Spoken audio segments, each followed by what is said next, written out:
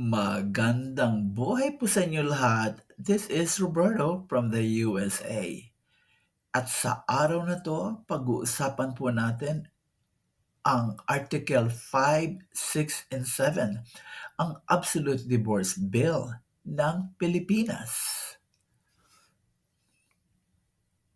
Ang Article 5 of the Philippine Absolute Divorce Bill is about drug addiction, habitual alcoholism, or chronic gambling of the respondent. Just to make sure, ang ibig sabihin po ng respondent dito ay ang lalaki. Okay? Pero kung minsan, ang babae may drug addiction din. At ang habitual alcoholism and gambling could also be babae. And tingnan lang po natin sandali ang keywords dito. Sinasabing chronic relapsing disorder, habitual alcoholism, chronic gambling. Ang nagiging problema po dito ay kung compulsive na ang tao, wala na silang self-control. Hindi na nila nabibigyan ng atensyon ng kanilang pamilya. It is time to file for divorce.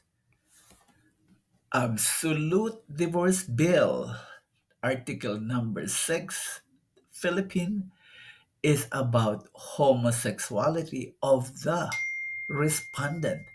Now remember, ang respondent dito ay ang lalaki. So kung ang homosexuality is yung babae, hindi pwedeng i-divorce, parang hindi maliwanag ang Article number 6.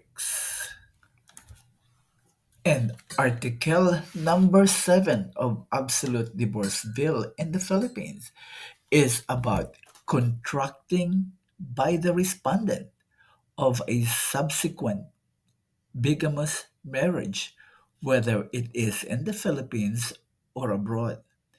Very common to sa mga kababayan natin na nagpupunta sa ibang bansa. And then they meet another person. And then magpapakasal sila doon, pero kasal sila sa Pilipinas. So, this is about respondent sa lalaki to. Pero kung minsan, ang babae, they do the same thing. And Article number 7 of Absolute Divorce Bill in the Philippines is about contracting by the respondent of a subsequent bigamous marriage, whether it is in the Philippines or abroad.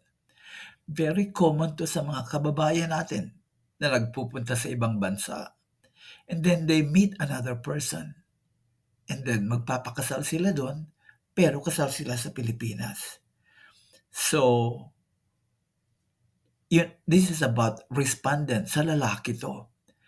Pero kung minsan, ang babae, they do the same thing.